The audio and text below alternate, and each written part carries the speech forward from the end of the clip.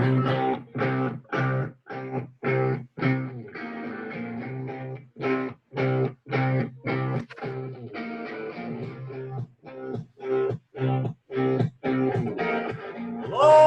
from London, it's the Car-boyz.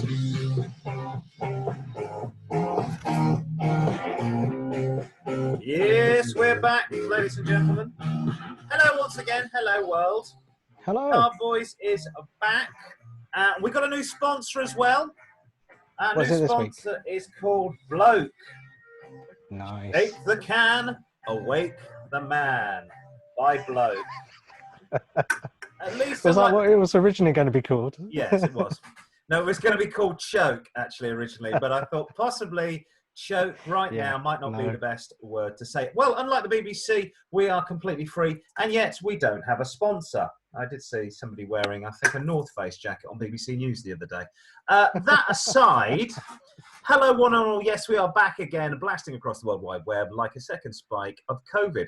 Well, at least we're entertaining and we don't try and kill you. Although it is early on in the show, so let's not rule anything out. Welcome, dear viewer.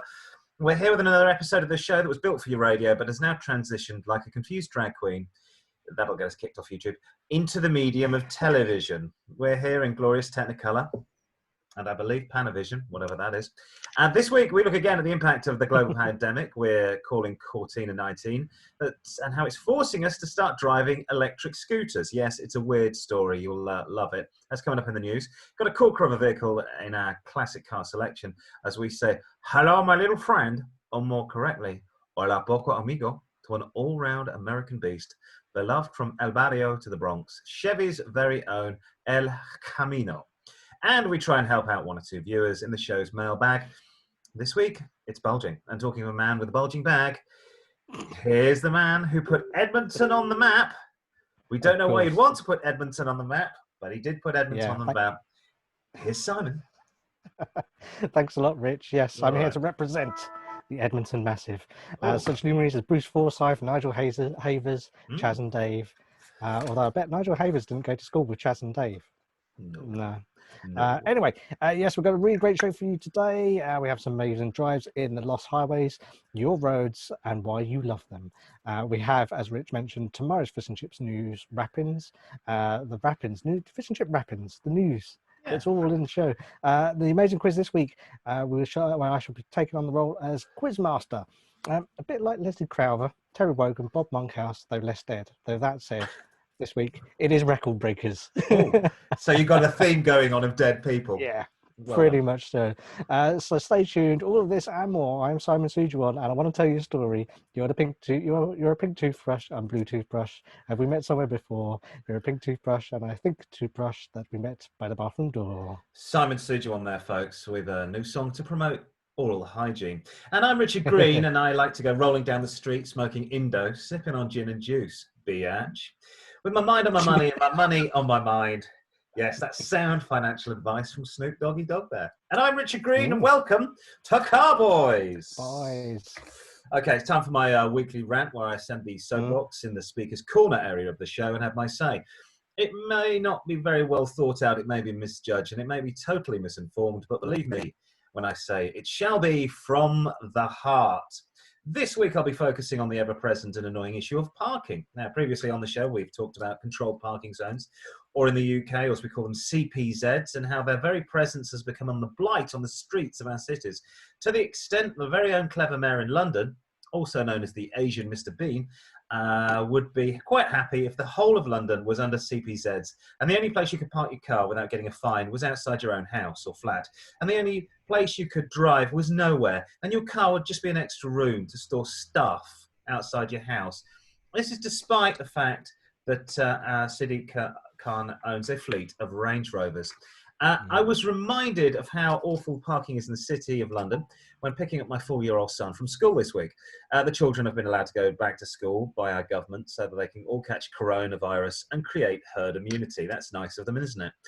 On day 3 of picking him up, I suddenly realised I'd been parking in a controlled parking zone without having a proper permit.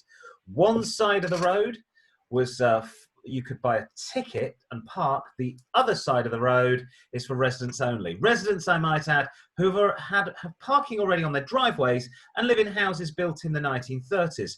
So even if they're 110 years old and they bought the house from new, they must have realised that their parents would be parking out their cars outside their homes to drop off kids, seeing as the school has been there since 1894. It's a bit like being scared of the death and buying a flat above the funeral directors round the back of a local graveyard. Again, I digress slightly. Well, luckily I didn't get a ticket. I assume our local traffic wardens all have the Wu flu, or at least I hope they have. I don't mind getting a ticket to park on outside the school. I am a local resident. I get 30 minutes free. But for heaven's sake, we live in Zone 6, right on the edge of London. There is no tube, there's no train, and you now can only get 20 people on a bus at any one time, again due to COVID-19. So what choice do I have but drive? And if you say cycle, I will ram my 4-year-old bike with stabilisers down your throat. Cycling 3 miles with a small child doesn't work, folks. My main gripe, though, is that despite legislating parking for the whole of the capital, nobody seems to legislate it outside my house. I don't live in a CPZ. You can park all the way up and down my road. Anyone can. It's great. Apart from the fact people, and by I mean people, idiots, keep blocking my driveway. UPS drivers, Amazon deliverers, idiots fixing the road. Even my dear old postman blocks my driveway. And in no way do you have much legal recourse to moan if they block your driveway if you're not in the driveway. If they block the driveway, you can call the police. But if you come home and a car is blocking your driveway in England, you can do absolutely nothing. Well, I say nothing. You can always take a 6-iron out of the boot of your car and threaten to whack their wing mirrors to the 5th hole if they don't move their hunk of junk. But far be it from me to suggest that. This week, along with the coronavirus, I've had sets of roadworks with 2 sets of lights down my road as the council try and waste as much budget as possible in the financial year ending 2021, so they'll get at least the same amount of cash for the financial year ending 2022. As such, I've had to moan at numerous navvies to move their goddamn trucks and lorries so I can get out of my driveway. They do this for a living. One would have thought that lots of people would be like me, would be moaning at them, and they would get the idea that they can't just park their vehicles wherever they like, which is strange because I'm a taxpayer and I thought they worked for me. Simon, any thoughts? 2 things with that. The first one is I can never understand the CPZ signs on the side on the lampposts because it has the times of when you can park there, and Yes. I still don't understand that. Yes. And 2, because of coronavirus, have you seen that also now they're extending pavements? They're putting little plastic barriers into the middle, well, in my area, in the middle of the road, which means there's even less parking now. Now, what they've done really cleverly all around Kew Park in just the south of the river, it's got a huge wall and it's got 2 cycle lanes. One if you're going into London, one if coming out of London. They've decided to protect the one into London by putting loads of plastic bollards, like you mentioned, all the way down the road. Except now you have to drive further over onto the other side of the road, and the guys coming the other way have to drive into the cycle lane that's coming out of London. So obviously there's a big care by the council about people going into London, but as far as coming out of London is, you're on your own, pal. What was your second point? No, that was the second point. It was the actual that they've extended the pavements, and 2, that I can't understand the CPZ zones. Oh, the CPZs, yes, of course. That's, you do have to be. I often wonder if English is somebody's second language visiting London, how they would understand the CPZs, because I sometimes look at it, and then I look at it again, and then I look at it again, and then I pay the ticket, and then I go back and look at the sign again and going, I'm still not sure if I can park here. Because they do seem to be in the very own brand of, how do we say, councilese, which I believe is a language that the local council use. So, yeah, it makes absolutely no sense whatsoever. But because of that, what I then do is I take a picture of it, just in case. As evidence. Yes. That you can't understand them. So that's what I do with it. Yeah, I have fun picking my kids up from outside of school, which is almost on the outskirts of London. It's in a controlled parking zone. The people opposite have got houses built in the 1930s. The building where the school is, it goes back to 1893 or something. But the people opposite get upset about us parking our cars outside their houses, even though they've got driveways. If you buy a house, here's a little tip. Top tip on Car-boyz for the week. Yeah. If you're going to buy a house, and you don't want people parking outside of the house to drop their kids off and pick their kids up, don't buy a a house outside a school. That would be a thought. That would make sense. Just a little thought. Shall we have some news? Yes, let's go for it. Here we go. When I've got it working, there we go.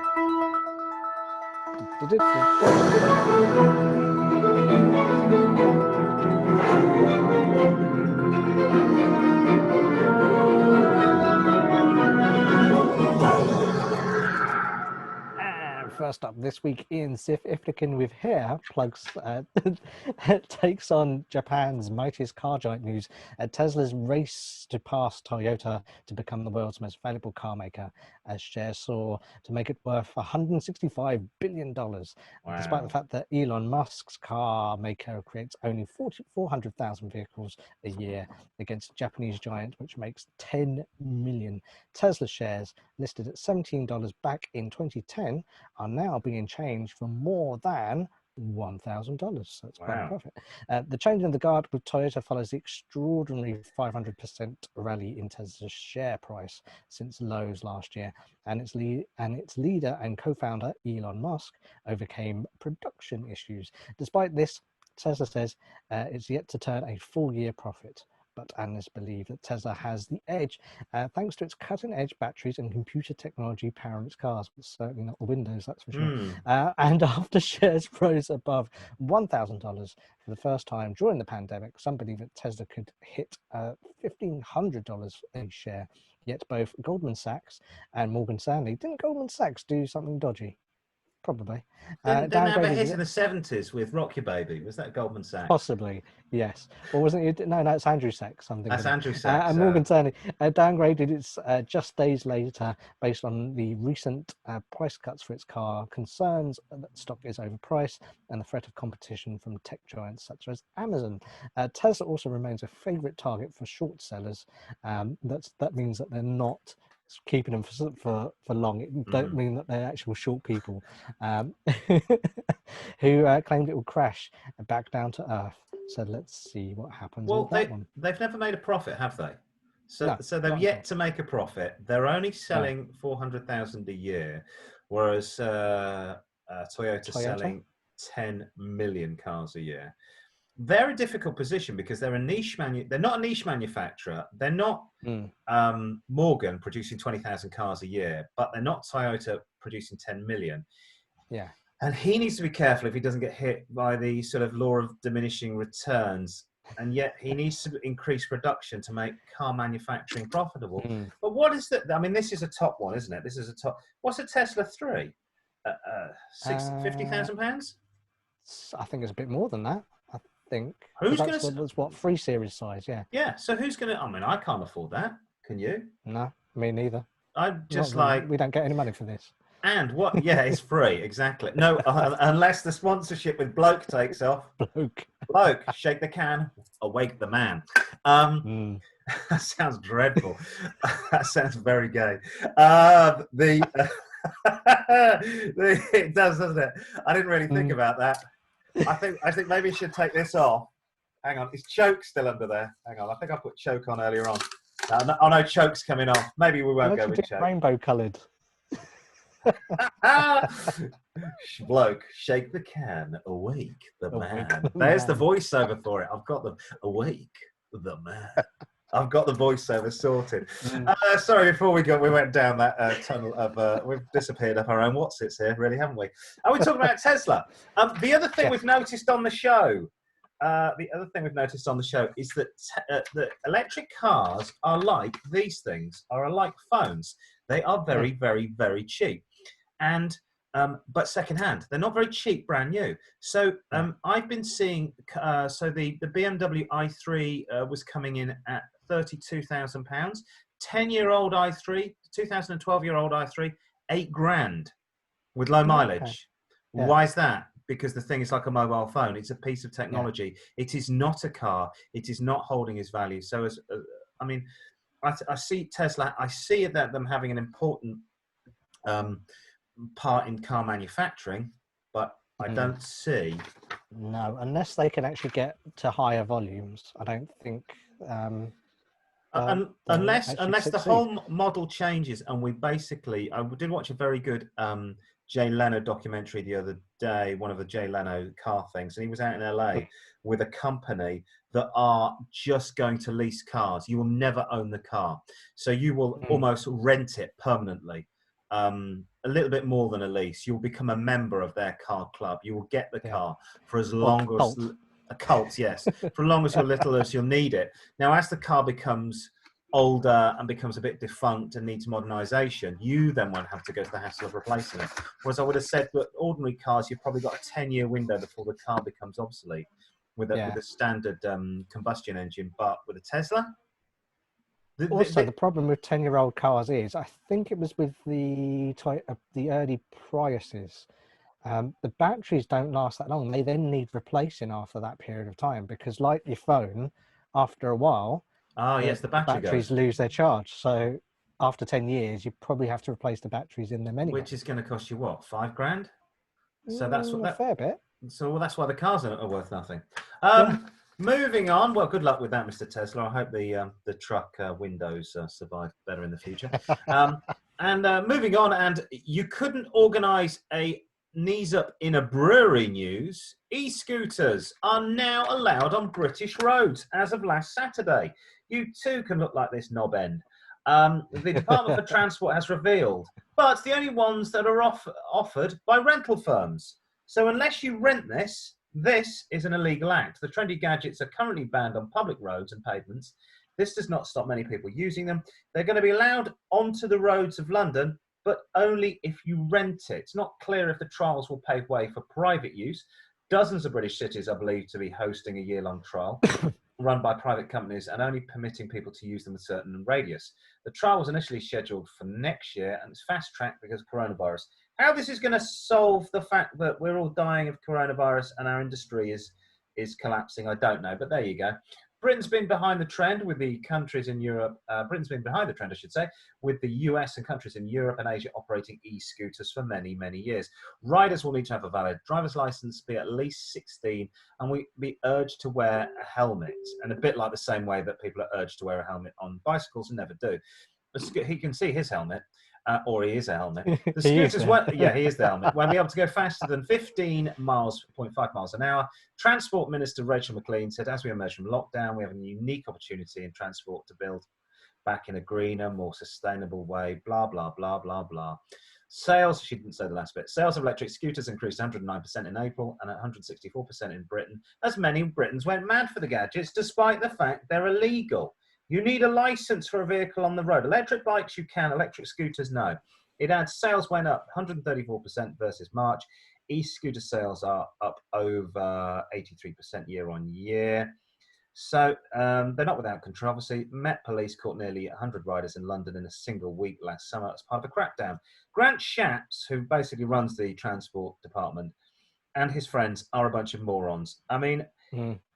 As a driver, this is just another bunch of dickheads with no helmets to look out for. I've already got bicycles coming left and right, and now you've got one of these. If you want to commute in the UK and you don't want a bicycle, they've got a suggestion for you.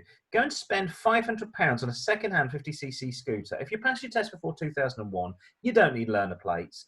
It's a twist and go, automatic, cheap insurance, cheap tax, and you might actually get to work without killing yourself. I've driven a manual one of these, and I think they're a bit dangerous personally. I had to come off. So what they're saying is it's illegal to own one. What they should say is it's illegal to own one, but not if you hire one. Yeah, no, you can own one, but you can only drive it around your land. So, but the thing is, how is this policeable? What I could do is get a scooter, make it look like it's been hired. Yes. I don't know, put some company name on the side. Like, I don't know, bloke. And because it's not licensed. Shake the electric scooter, wait the taste. Yes, well, indeed. Yes. So how is that enforceable? Nobody's enforcing. Oh, in the same way, how do they enforce cyclists that run red traffic lights in London? There's no number plates, that they just don't. Cyclists just run red traffic lights. I just see it as another. I had a guy on an electric skateboard go past me the other day on the main road, which I thought was just bizarre. And we've got another idiot who's got an electric unicycle. He has this like wheel that he goes around. I think he used to go to his kid used to go to nursery with mine, and I didn't. I sort of stand back and never said anything, but I just used to look at him and go, "You think you're Tron? Do you think you're in a video game?" Yes.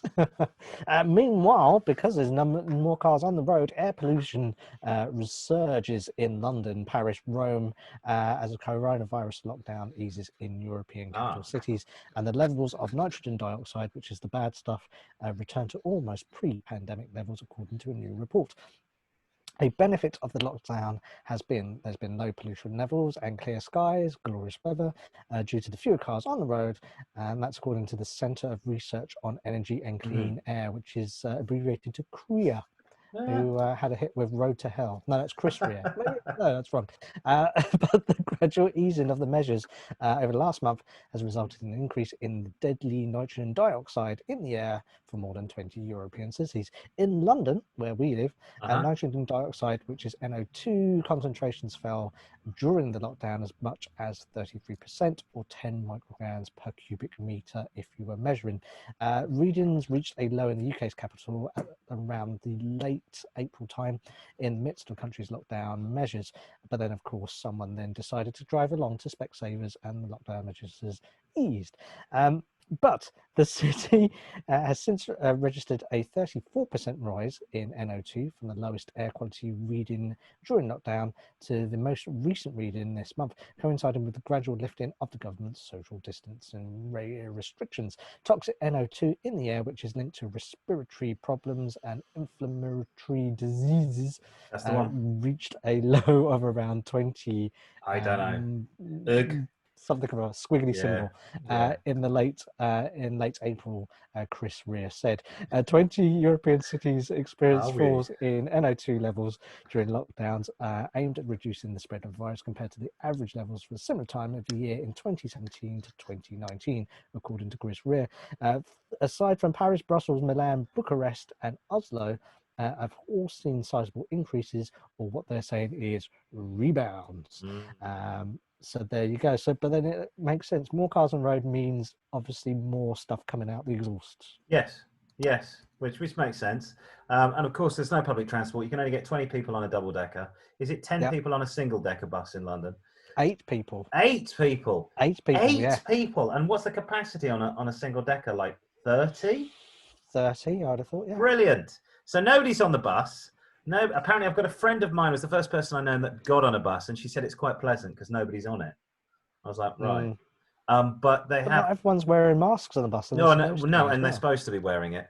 I love the fact it's called CREA, and Chris Rea was a big fan of expensively fast cars. Yes. Ferraris.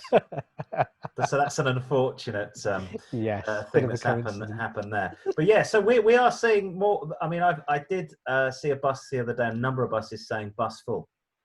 Yeah, they've got a little yellow sign they put in the front window to say bus is full. Yeah, there you go. So carbon dioxide is back up and nobody's on the train or the bus. Finally in news.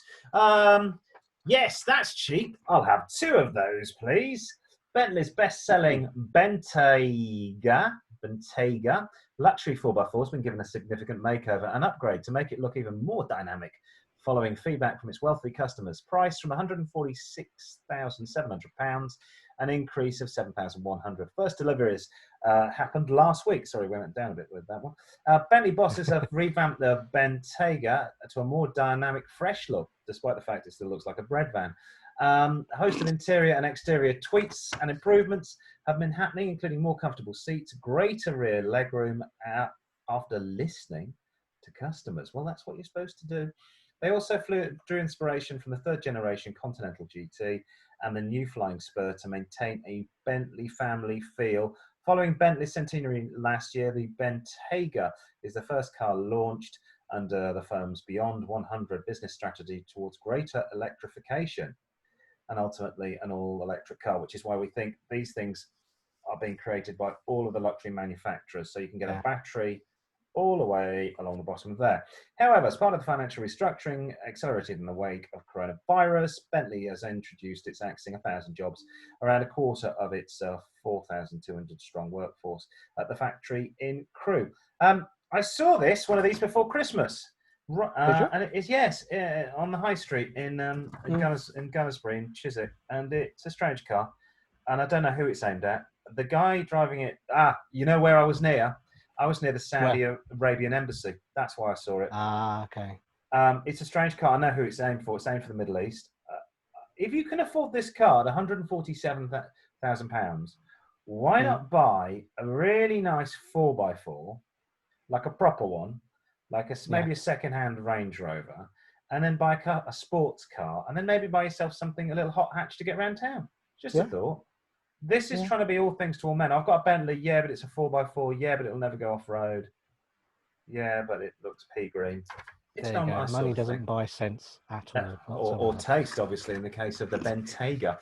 Right, time now for some news. And I don't know what's... No, it's not news. It's time for classic car selection with new music. Hola,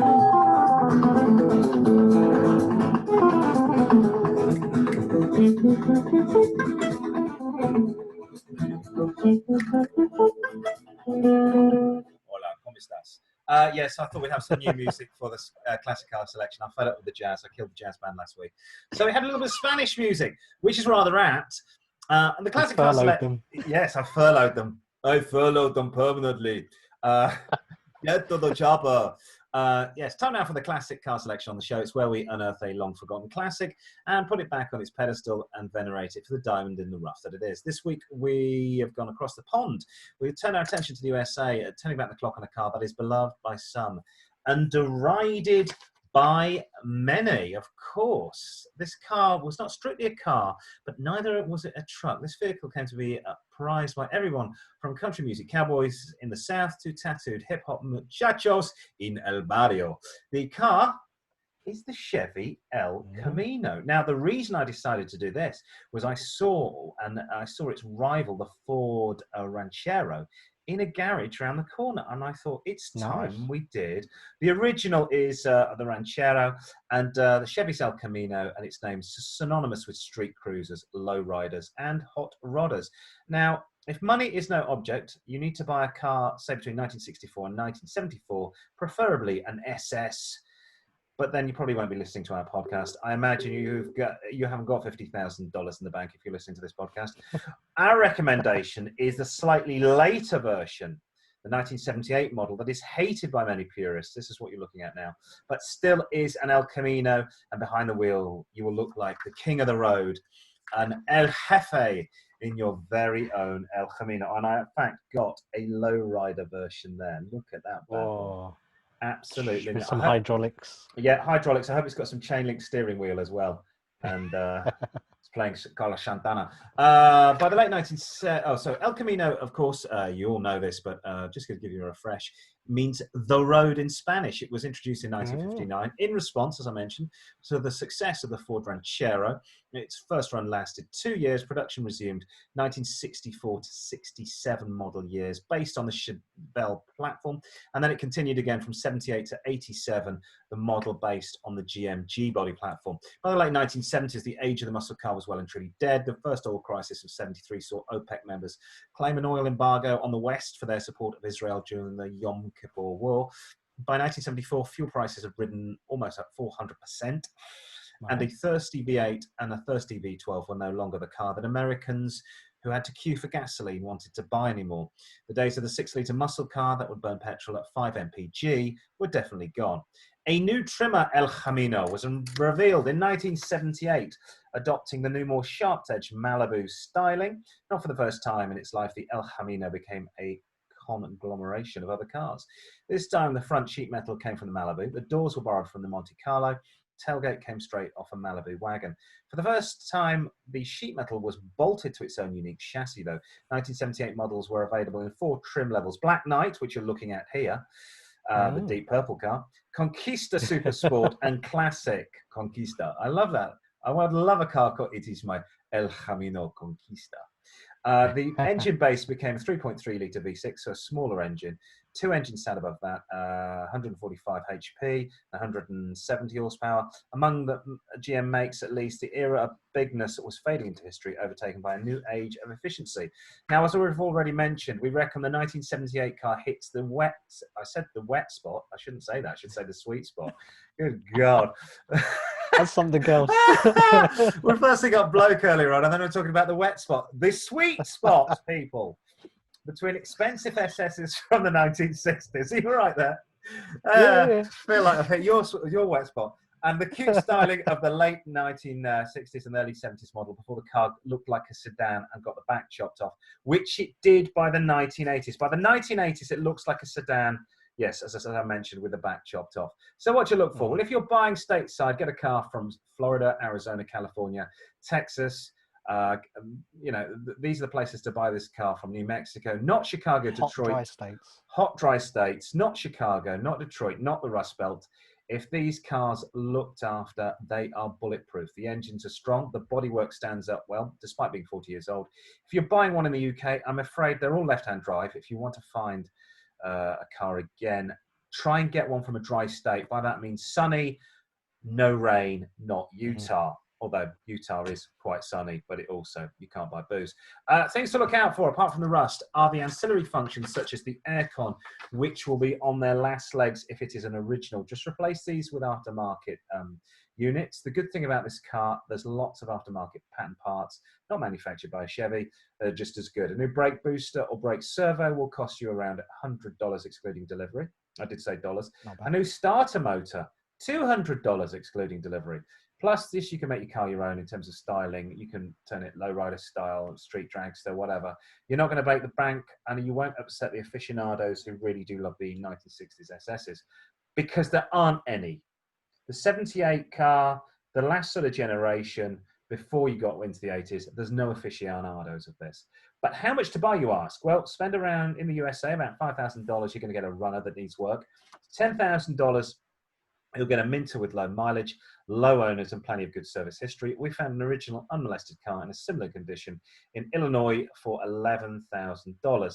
In England, they're a rare find, but we did find a nice refurbished model with 100,000 miles on the clock, good service history, rot-free, just imported from Texas with a few nicks and scratches on it, £8,000. So pretty much the US price.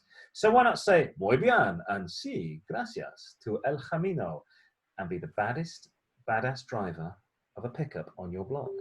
What do you think? I love those. I love the fact you can put hydraulics in there, but also the black one, yes, reminds me as if it's like a JPS color scheme. Oh, it does. Oh, it is like a JPS and also slightly UPS. But yeah, that's the JPS cigarette manufacturer who sponsored the Formula One back in the 1970s, and my grandmother bought me, it was about this big, a wind-up clockwork JPS Formula One car. Nice. And I remember her saying, I had to smoke lots of JPS to be able to afford that car.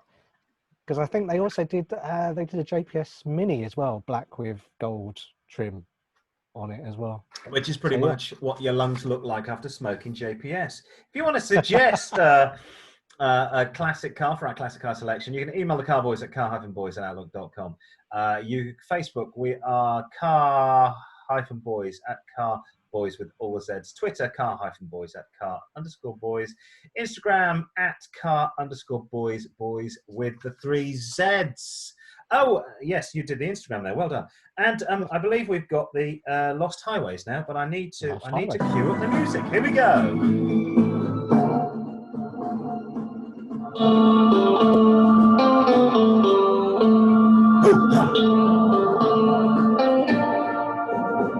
Yep, now our feature for Lost Highways, where listeners email in, give us their favourite roads, the reason they love them. Could be a quiet coastal road that leads down to the sea. Alternatively, it could be a straight 2-lane blacktop that leads to infinity and invites you to gun the pedal to the metal while drinking bloke. Shake the can, wake the man. Whatever your poison, let us know your perfect driving road here at Car-boyz. So we start off this week with Tiswas fan 80. I assume that they like Tiswas.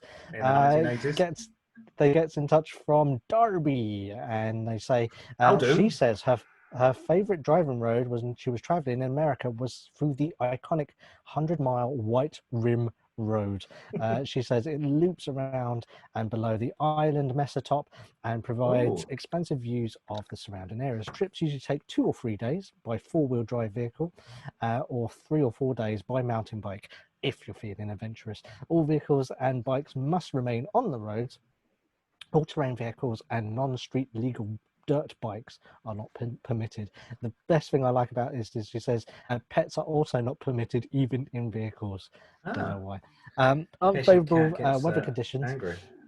The White Rim Road is considered moderately difficult for high clearance four-wheel drive vehicles. The steep exposed sections of the Schaefer Trail, Lathrop Canyon Road, Murphy's Hogback, and Hard Scrabble Hill and the Mineral Bottom switchbacks make the White Rim Loop a challenge for mountain bikers too, and require extreme caution for both vehicles and bikes during periods of inclement weather.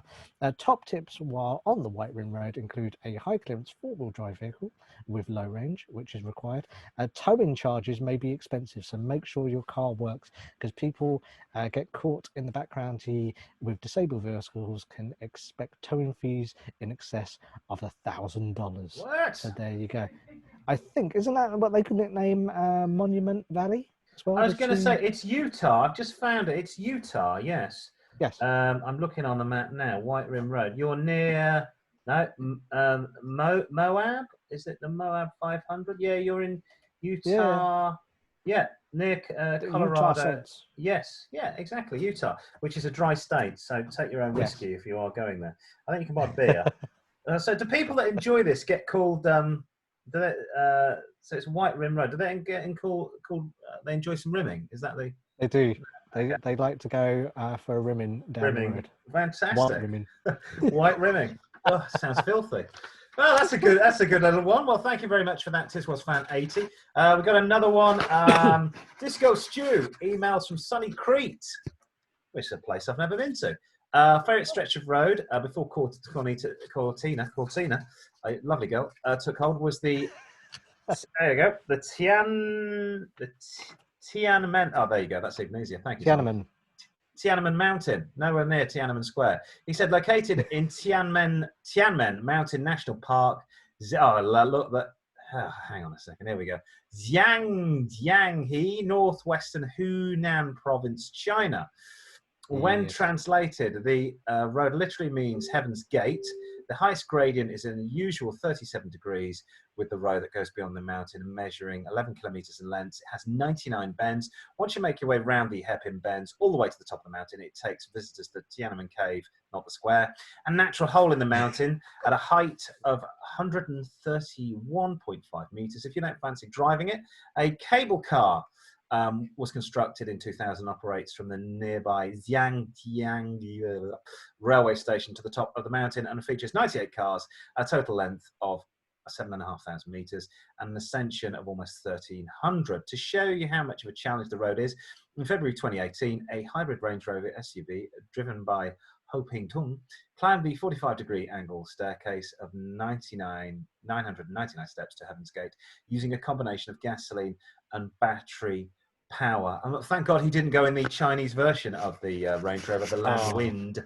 He probably wouldn't have made it in a Land Wind. That reminds me that there are some serious switchbacks on that road, because I first saw this picture and I thought, is that like the what is it,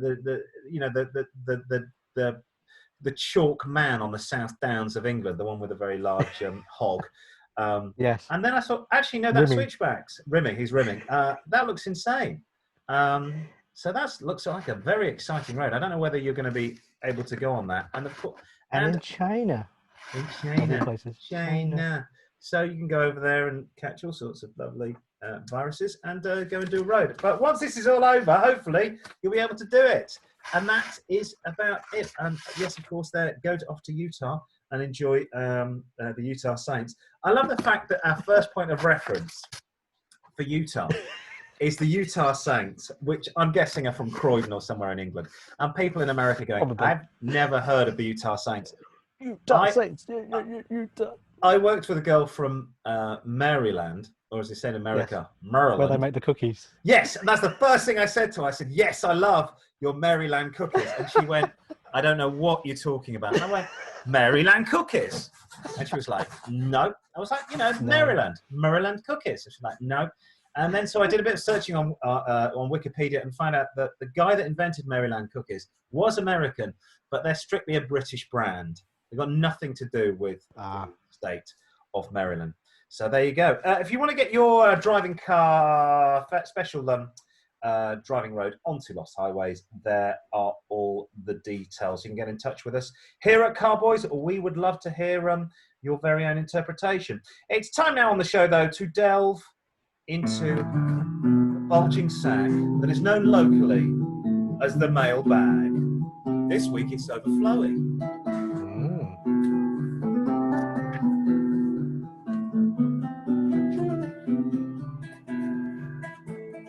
Thank you, band. So this week, first letter is from Steve in Crawley, Sussex. Right. He says, "Hello, Car-boyz. Love the show." Didn't have to say that. I hope you're both well. We're alive and we're drinking bloke. He's toyed with the now idea. You've said it like that. You've made it even sound more gay than it was. We're drinking bloke. Shake the can. Awake the man. Awake the man. He's toying with the idea of getting a Bentley GT Continental Mark 1. Wow. He says he's seen a 2006 model 6-litre in good condition with 76,000 miles on the clock, 2 owners from around £15,000. What do you think? That's what obviously the off-roader that we were looking at earlier on is based on. Yes. The Continental GT. Yes. First big Bentley from VW Parts. Yeah, I mean that. You have to. Before I get really and have a go at this, I love the idea what he's doing because it is essentially a VW. It's the VW Phaeton, shares the same engine. Yeah. There's lots of VW parts on it, and like Beyonce, it's a very large but. Yeah. 2 words: deep pockets. £15,000 is an amazingly low price for a car that, when it was released, commanded in excess of £100,000. Now, after 14 years, there's a reason this thing is cheap. I mean, you could buy 15 grand, you could buy maybe a 6-year-old Lexus or a Honda, a similar high-performance luxury car. Keeping this thing on the road is going to be the cost. Aside from the insurance, it's going to be high. Road tax, high, probably 600 quid. Fuel costs, high, 10 miles per gallon urban and low. Then there's the running costs. So put it into perspective, I just replaced both the rear discs on my wife's Honda Civic. I got a garage to do this, and the brake pads and the discs, 175 quid. All right? Yeah. Just to buy a set of discs and pads for this, over £1,000 without the labour. Oil changes can run you bills of £500. If you're set on buying this car, just remember to factor in the running costs. Provenance is everything. Full service history. Nice clean example. Avoid orange alloy wheels, matte black bonnets, because that's a sure sign that car has been ragged. If you want a car that you don't want to lose money on, you're prepared possibly to have it break down because it is a high performance car. And you probably can afford chucking a couple of grand at it every year to keep it on the road. Go and get one. Well, although the image is a bit footballerish, isn't it? It's a bit football's wives, isn't it? As I mentioned, orange alloy wheels. Actually, what you could do is, go and get a fake tan. Yes. Make sure you're not looking at fake tan on the interior. You can go and get a camouflage wrap on the outside. That would really devalue the car. Who was the... I'm trying to think of the football player that did have. I think he had a Mark II, not a Mark I, with camouflage sprayed all over it. I mean, go for it. I have considered this myself, but every time I stop, when I have a look online at servicing costs for this, and in fact, I'm more the VW Phaeton. I'm a fan of the VW Phaeton, and rarer, I would say. Yes, rarer than this. But. Big pockets. Alex, 342834. I hope that's a lady. Writes to us from Birmingham. She says, "Hi, loves the show." Hi, Alex. Hello. 342834.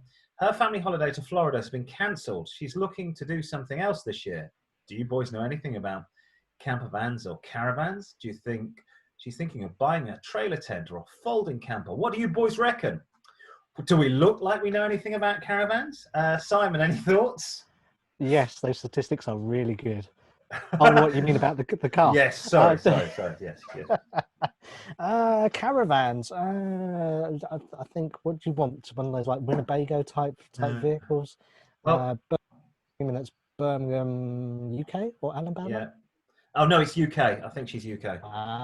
So Okay. she usually goes to Florida in America, but obviously you can't fly anywhere at the moment. So she was thinking. I mean, the problem is the cost. So Iveco van, Mercedes van, converted into a camper, 10 grand at least for a 10-year-old one. Right. Then you're going to have to stare at it at the driveway for the next 11 months before you use it again. Trailer tents are a tent that folds out of a trailer. Second-hand, they're £1,000. Then you've got folding caravans. So I had so much fun looking at this. So a folding caravan is like a trailer, but it folds in on itself or it folds down. £2,000 for a bottom end second-hand. None of this is cheap. You're going to need a tow bar on the back of your car. You're going to need a car which has got the capacity to tow that as well. And then you're going to need a driveway to park it.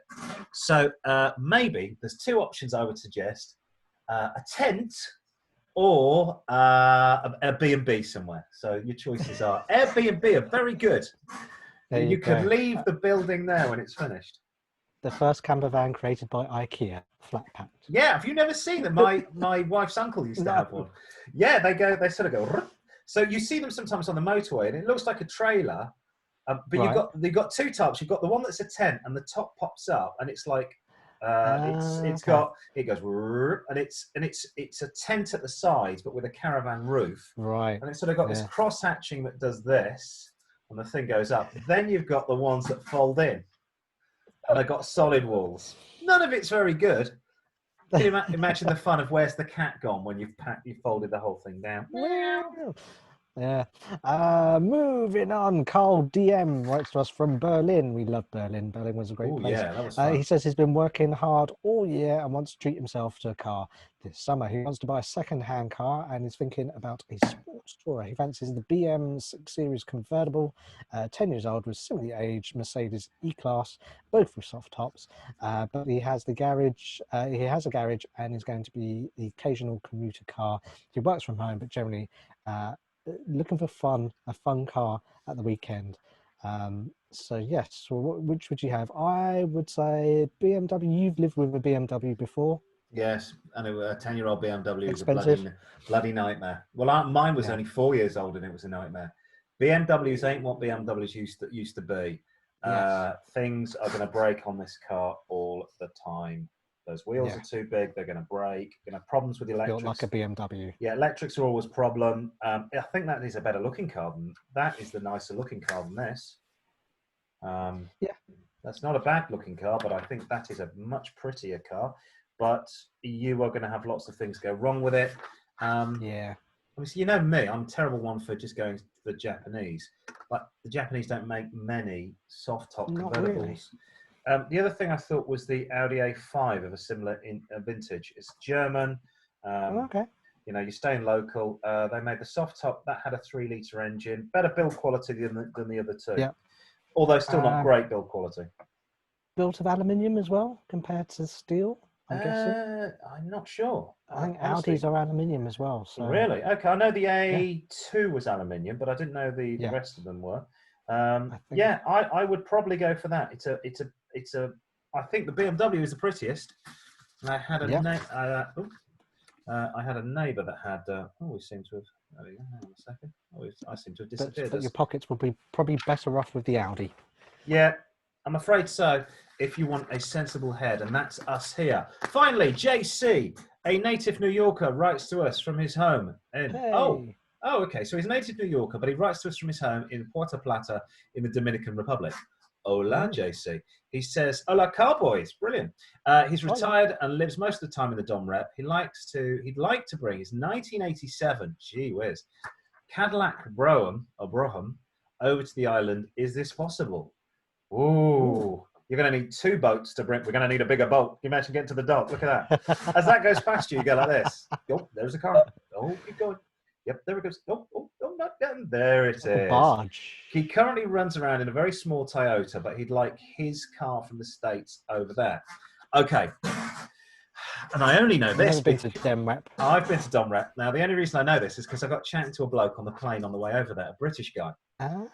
You cannot import cars with more than 2-litre engines or cars that are older than 5 years into the Dominican Republic. It's a relatively poor country. They're frightened to death that if you do, America's so close that you'll just get a load of old bangers being shipped across. Right. They're trying to keep the island a little bit cleaner, so they don't want old 1980s, 1990s, and early 2000s cars on the island. Yes. But I'm not suggesting you do this, but this is what I talked to a bloke on the plane going to DomRep. Why don't you ship your car from New York, where it's based, down to Puerto Rico, which is an American territory. Right. Then drive the car on the car ferry from San Juan in Puerto Rico to Santo Domingo in the DomRep and pretend you're on holiday, which effectively you are, because you are a resident there, but you're also retired. My guess is you won't use it for commuting. You just want to go around the island, and if you get stopped by the police, you've got American plates, and you go, I'm going home soon, and this car is.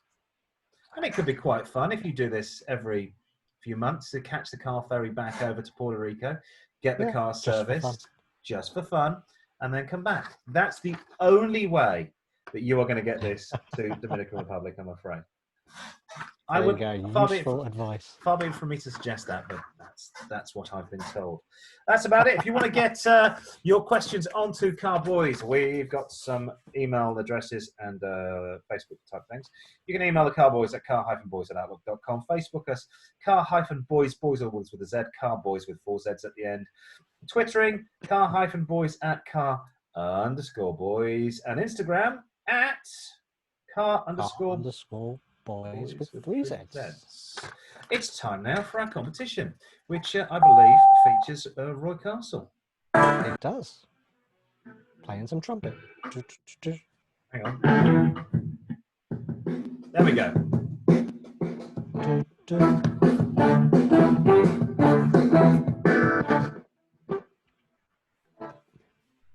There you go. Rich has just awoken the man.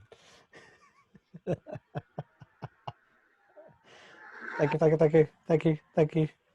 So this week's quiz, we take a little gentle nod to Norris McWhirter and the late Norris McWhirter. Excellent. McWhirter, who said dedication is what you need if you wanted to be a record breaker. However, wrong. Sorry, that was a TV program here in the UK. However, records are not always about dedication. Our contestant this week, Richard from Southwest London, is here. Hello. Hi. Right now, Richard, you're in for a chance of winning a pallet of Bloke. If you excellent. The only drink where shaking it induced is a lawsuit as well. So all you have to do is tell me about these record-breaking cars. To help you, the answer is either A or B. To make it a little bit simpler, 10 questions. Understand the rules? No. Okay. We'll go with it anyway. That's fine. Eyes down. Looking. So the first one we're going to go for is which car is officially the fastest production car in the world? Is it A, the Bugatti Veyron Supersport? Yes. Or B, the Koenigsegg Agera RS? Fastest car in the world. I should say production car. I would say that it's the Bugatti. But I think that's a bit of a trick. I think it's Koenigsegg. It is the Koenigsegg. Hey. Right answer. There you go. There's a bit for it now. The Koenigsegg has a top speed of 277.9 mph compared to the Veyron's 267.9 mph. So well done. One on the board. I saw a Koenigsegg once in Bangkok, and I thought, what a waste of time. Bangkok's got more potholes than like a scene from Mad Max. It's like the most destroyed streets in Southeast Asia. And I saw a Koenigsegg and I went, where can you drive this thing? I mean, what? Any sort of curb or I can imagine you get a pebble underneath that, and it's make a hole in it. Yeah. But there you go. That's the back, not the front. That odd looking grille at the back. Yes, that's very. There you go. So that's the Koenig Agera RS. Cool. So number 2, we now look at the smallest car in the world. So we've gone from the fastest car to the smallest car. Is it the Peel P60 or B the Renault Twizy? I think if we're talking general size, the Twizy is small, and I think the Twizy's a one-seater. But the Peel is all. I think it's the Peel. I'm going to go for the Peel.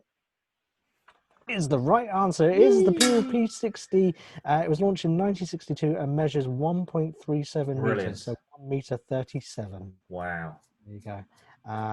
So there you go, P60.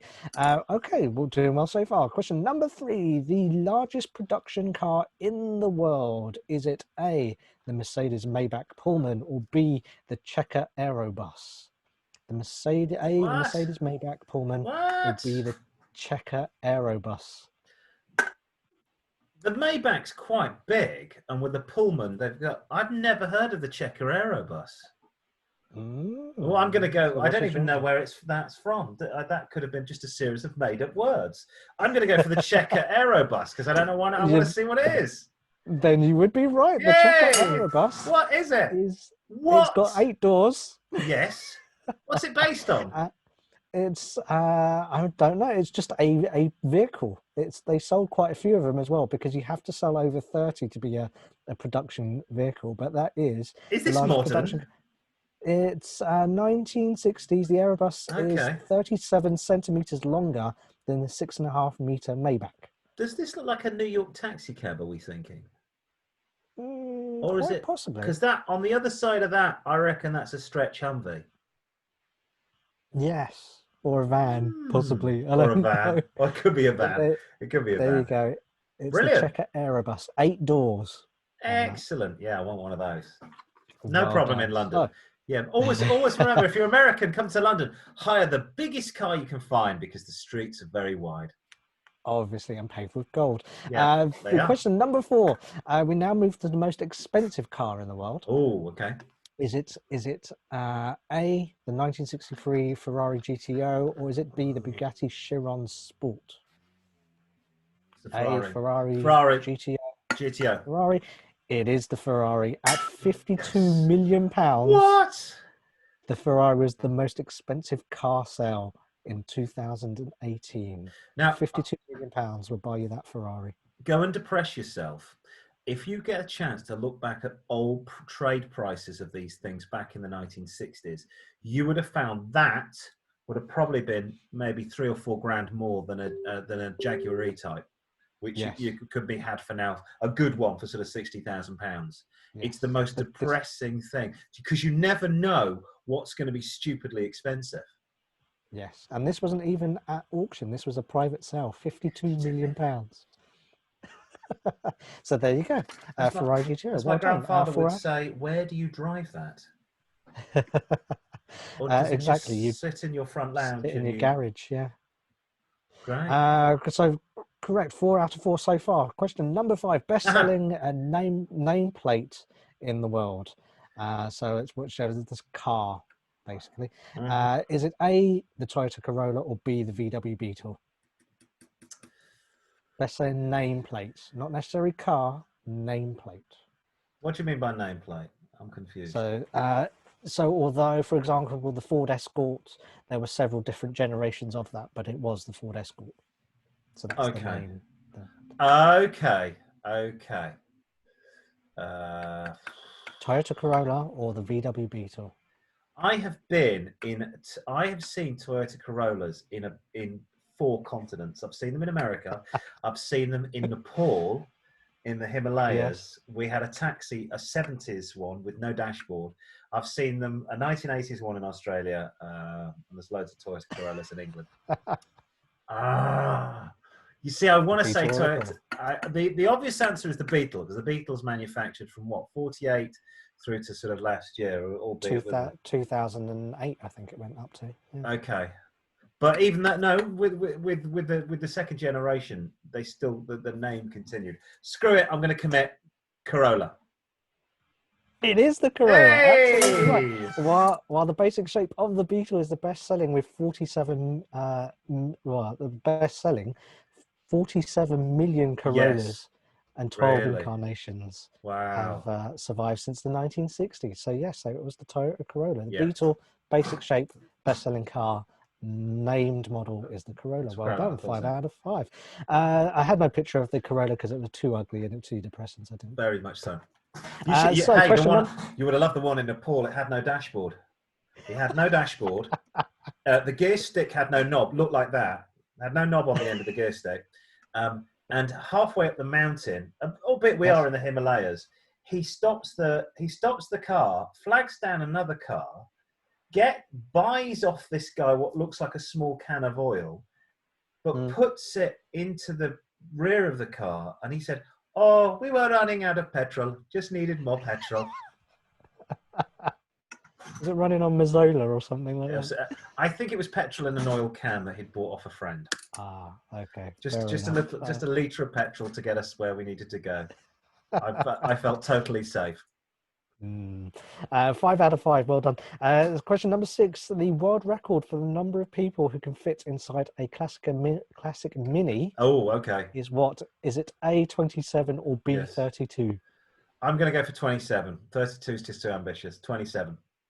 Yeah, absolutely right. This was achieved in May 2014 on the London to Brighton mini run. There's the picture now of them all waiting to get inside. So it was 27. Incidentally, the BMW Mini can fit 28.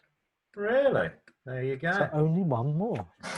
Is that how many people you take on your commute to work? No, there's not enough room at all. No.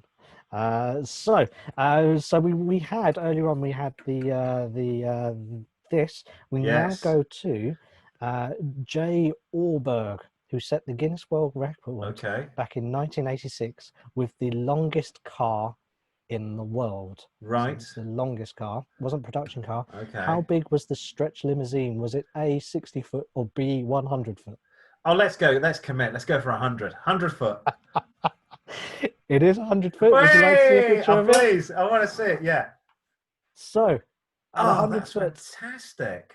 It had 26 wheels and was declared the world's longest car, and features a swimming pool, a king-size waterbed, and space for your helicopter, which you can see on the back. Oh yeah, little helipad.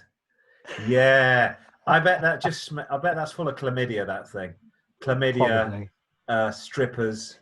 You depend at which side of the car that's going to actually happen, because it could be in the middle, it could be at the back. Yay! What a great car. 100 foot.